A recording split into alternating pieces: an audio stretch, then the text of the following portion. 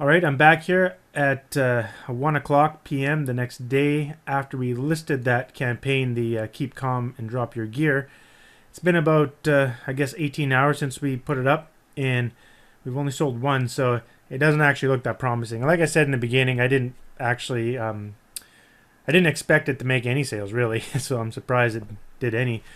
Because this is just for an example. Like I said in the beginning, I just wanted to show you how to list a shirt and also how to list the ad several different ways to just show you how to do it, instead of just showing you like a bullet point of some PowerPoint presentation or something like that.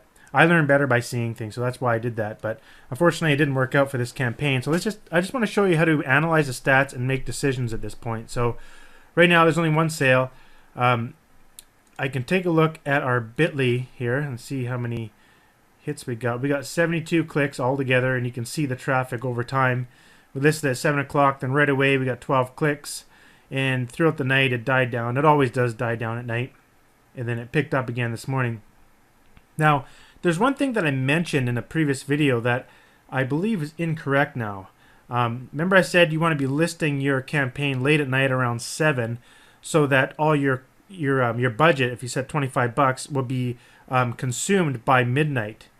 But that's not the case anymore. I see that Facebook has changed it a bit, and it looks like that when you list a campaign, say at 7 o'clock, and you set your budget for $25 a day, it appeared that Facebook will use that $25 during the next 24 hours. So what that means, if you start at 7 p.m., Facebook is going to use your $25 budget all the way to 7 p.m. the next day, not until midnight. So that's what I'm seeing. I'm not exactly sure if that's the case, but it makes sense because right here they tell you how much of the budget is left over. So right now, today, for this particular campaign here, we're just logged in to my Facebook looking at the two campaigns we created here. But you can see of today, we spent $8 out of 25. Well, last night when I posted it at 7 at night, it said something like, I think it was this one here, 82 cents of $3 that was going to be spent, meaning they're not going to spend all the $25 at night anymore. So in order to get instant traffic and spend your full budget, you actually have to set your campaign as you have to set a lifetime budget, not an auction style budget. An auction style is paying a set amount per day, as opposed to a lifetime budget where you set an end time when you want your campaign to end. And so that's the difference. So let's just go in and take a look here. So looking at this, I spent $33 here on this campaign. This one contained 3 ads, and then this one here was the post engagement. So let's go ahead and take a look at these and see what we can find. So let's go in and check this one out first. This is the one containing, actually, yeah, we'll do that one first. So here's the 3 campaigns we created, and right off the bat I can see that this one is definitely a lot cheaper. The first one got 25 clicks. And there's one thing I want to mention here. Like this says 25 clicks, 19 clicks, and 6 clicks. How many clicks is that? 25 plus 19 plus 6 equals 50 clicks. I want to see the other one here, if it's going to show the number of clicks.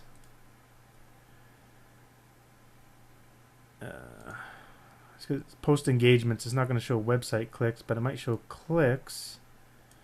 60 clicks there. No, I guess it won't. Okay, just want to compare it to this number here of 70 clicks. So you can see it's actually pretty close to what you get out of here. So it's nice to see real-time traffic using bit.ly. But first off, right now I can tell you this is too expensive, right? And there's no point in running this one because, well, it's too expensive as well. So I'll turn that off too. And I do want to see the ads. So if I just click on ads right here, now I can see the ads, and I can compare the conversions as well. So you can see the one that is doing the best here is at 2% click-through rate, which actually isn't that good. You want to be over 3%, so it's not really that good. And there's only been one comment, which is my comment that I put in there.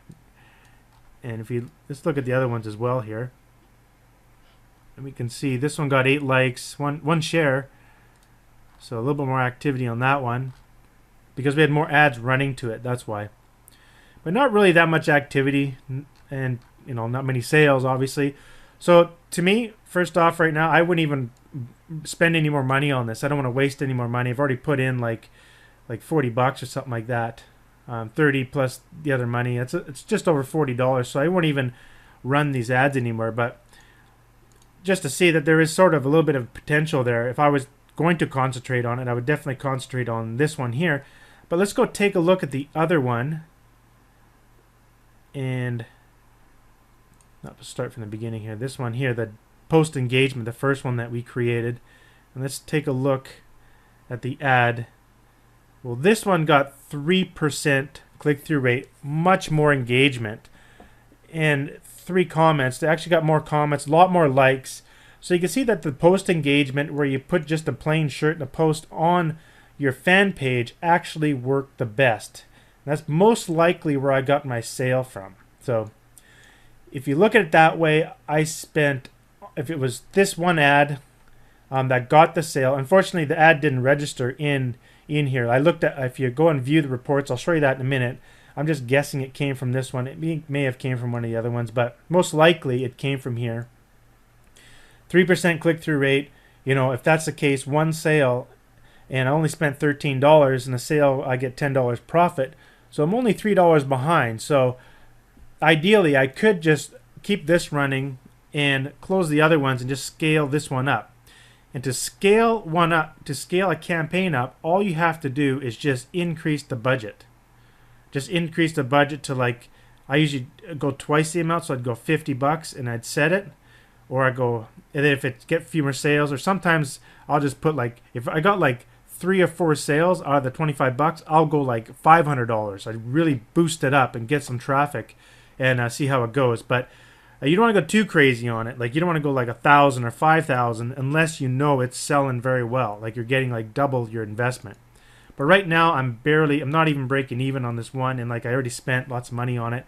And honestly, it's not picking up any traction on this, so I would just dump it and just move on to the next one. There's no point in losing more money on these campaigns. So I do want to go in here and show you more about the report. So let's just continue looking through here.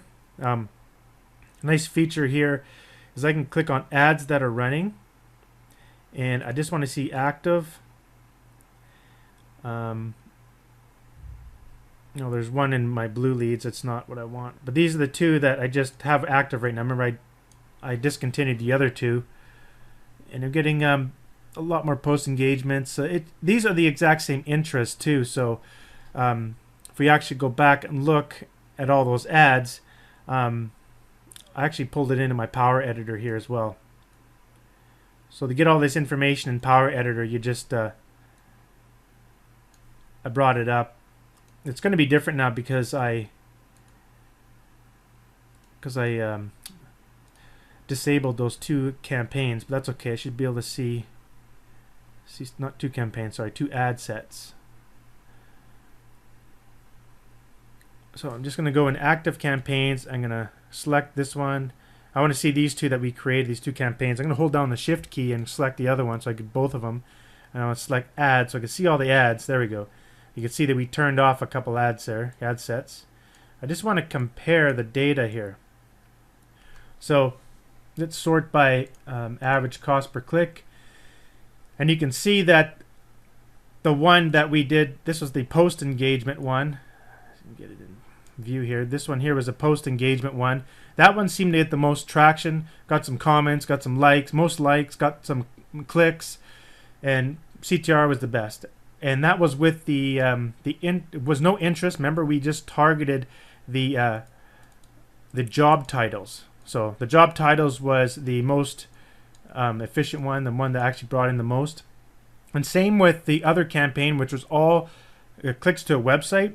You could see that the one with the job titles did the best, and the next one was the one with the schools, actually, and then the final one was the interests. So that was how we that's how it worked out. So with that said, it looks like the post engagement stuff would be the best one to go for. So if I was actually scale this out, and if I got a few more sales, what I'd end up doing is, let's go back to our campaigns here. So the one here with clicks to website, I would just kibosh the whole thing. So I just disable the whole thing there. And then this one here would be the one I'd concentrate on. And a few ways I like scaling is I can just add more ad sets in here and just it's kind of weird, but if you just duplicate the same ad set exactly the same like 3 times, that can boost up the traffic. It's kind of weird because it sounds like you're actually competing with yourself buying the traffic. I'm not sure what the phenomenon is. I read it somewhere in someone's course and I ended up applying it, and it works. It's an easy way to scale up. So I actually scale up by multiplying the ad set, just copying it straight over. And sometimes it's always a good idea to change up one little thing, you know. And then you can actually use reports too to dial in who's actually doing the clicking, which we'll do that in just a second. What else was I going to say here? Oh yeah, to scale it up, ultimately what I love doing is just increasing the budget. Like here's the daily budget. You can increase it here. Just click that and change it to 50. I'm not going to because I just don't really want to continue with this campaign. But let's go back to our reports. I want to show you the reports and we'll dig into more of the report stuff. So let's hit reports and it will show all the current ones there. And I'll just add a filter because I know my campaigns contain the word gear. So I'll hit enter and those are the 2 campaigns. And let's see, if we hit the edit columns up here, we can select conversion, and this will tell me whether or not I got any conversions. And the one conversion there does not show up, so they don't always show up. Fortunately this time it didn't, so I don't know where the conversion came from. But let's say I did know where the conversion came from, and let's say for example it came from this one. So what I'd do then is I would dig into the reports a little bit further to find what age group that sale came from and was it female or male. And let me show you how to do that. So click edit columns here, and what I'll do is I'll hit demographic, and then over here I want to add the ad set. So in the right at the top here you have data aggregation. So in here I want to select the checkbox, as I'm trying to say, ad set, and also the ad, and then click on actions right here, and you want to scroll down to the external URL part section and click on checkouts for conversion and click OK. So now what we're going to see is we're going to see all of the age groups, and we're also going to see all of the conversions, but unfortunately it didn't show up, so it's still not there. Okay. Now it's really splitting everything up a lot here. Anyhow, what you can do now is you can really dig in here and go to, for example, the unique clicks, and we could see the age groups that are getting all the clicks. So let's go over here. So it's all male. So that's the number one thing I would do. Go back to my campaign and take out the males. So let's actually do that, like we're going to pretend to scale out this campaign. So I'm going to go back to campaigns here on another page. So I have my reporting beside me here. I guess you can't see what I'm doing. Sorry about that. So I'm reporting here and I go into all my campaigns. I'm going to go into the gear one here. And what I want to be doing is I'm going to modify this ad. So I'm just get down to the ad level, and I can edit the targeting here. So if you click edit targeting, I would come in here and set it to men only. And in fact, I should have known that from the beginning. Now look at this. Okay, you can see it targets 26,000 people, but there's actually only 2,000 women in there. So I guess it wouldn't make that much difference if we did that, but that would be the first step of what I would do. So I'd go and save this, and then of course my ad will go back into review, and get reapproved, which usually happens pretty quick. But so that's what I would do first off, because I know it's all male. And then what I could do is I can actually target the males that are actually clicking, like what age groups are they clicking. So you can see, and I just kind of look through 18 to 24, then there's 25 to 34, 25 34, 35 to 44, to 54. So basically it looks like everyone's clicking up to the age 54. So another thing I would do is I would go back into my ad here, hit the targeting, and tighten up the age group a little bit to 54.